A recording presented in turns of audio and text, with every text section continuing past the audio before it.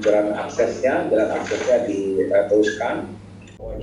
Dalam acara rapat koordinasi Menteri PPN, Kepala Bappenas bersama para gubernur dengan agenda pembahasan usulan proyek prioritas dan dukungan daerah dalam penyusunan rancangan kerja pemerintah atau RKP tahun 2022 yang digelar pada hari Rabu 24 Februari 2021 secara virtual. Kegiatan ini merupakan penajaman rencana proyek prioritas strategis atau Major Project yang akan dilaksanakan di daerah yang diimplementasi ke dalam usulan proyek prioritas strategis terhadap dukungan daerah dalam rangka penyusunan rancangan kerja pemerintah atau RKP tahun 2022.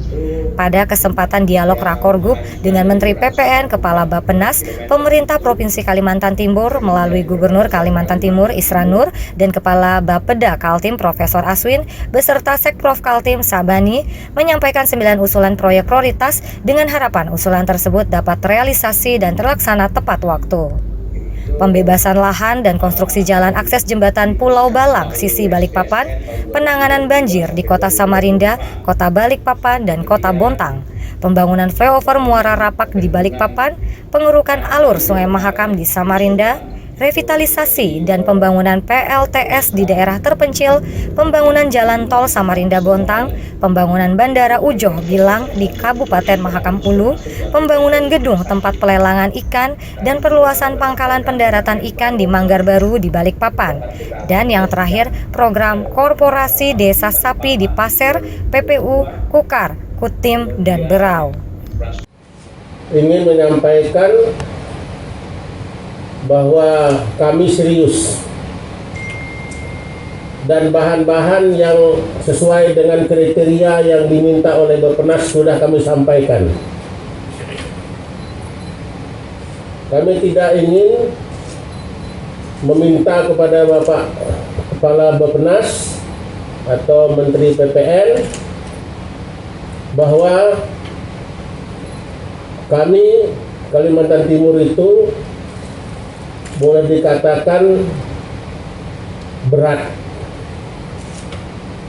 karena luasnya hampir lebih kurang 4/5 Pulau Jawa dengan anggaran yang sangat kecil selama ini diterima. Itu rasa-rasanya berat, tapi itulah nasib. Jadi dengan dana yang ada selama ini memang sangat sulit untuk bisa meningkatkan kualitas daripada pembangunan infrastruktur terutama. Jadi dari 9 yang kami sampaikan itu dan sudah diterima oleh Bappenas, ya itu aja Bapak pikirkan. Jadi jangan dikurangi supaya tahun 2022 itu bisa disetujui, dilaksanakan. Saya kira itu aja, Pak Menteri. Waktunya tidak banyak, tapi itulah harapan kami. Terima kasih. Assalamualaikum warahmatullahi wabarakatuh.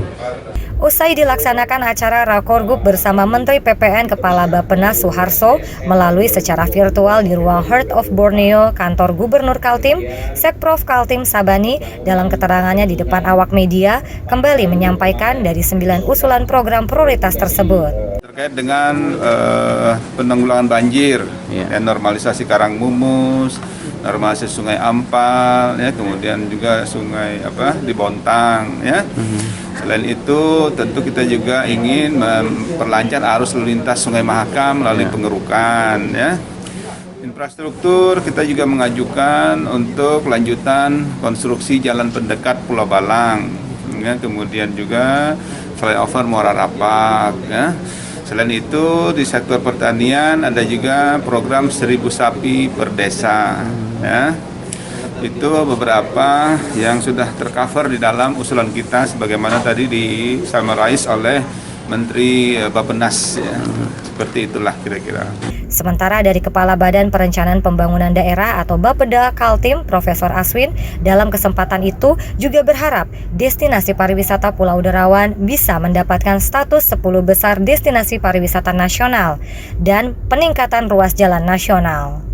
Pertama, pemerintah kita tuh ingin supaya Pulau Derawan itu statusnya itu jangan hanya masuk RPJMN saja, karena sejak zaman saya dulu jadi Kepala Dinas Pariwisata itu sudah masuk di RPJMN itu, tapi tidak masuk 10 destinasi pariwisata nasional.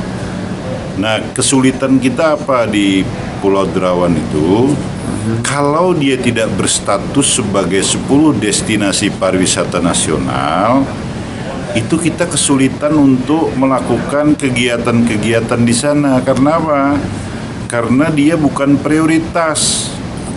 Kalau dia sudah prioritas, kita bisa untuk menyebutnya dengan menyambungkan, mengkoneksikan jalur produksi yang ada di daerah yang di Tanjung Redap menuju ke Pulau Derawan. Tapi kalau sekarang tidak bisa, karena dia kawasan lingkungan hidup yang melakukan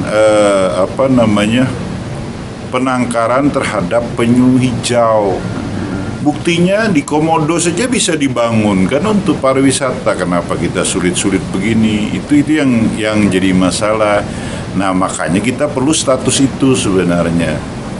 Kemudian yang kedua, jalan kita di Kalimantan Timur ini itu 1.700 km. Yang baik itu hanya 14% saja. Jadi jauh sekali dari kepentingan. Pulau Jawa itu dikeroyok oleh semua orang di APBN, sehingga daerahnya tinggal ngecat-ngecat pohon aja. Kalau di tempat kita ini, siapa lagi yang bangun lagi? Kalau luasnya seperti ini, ya harus negara dong.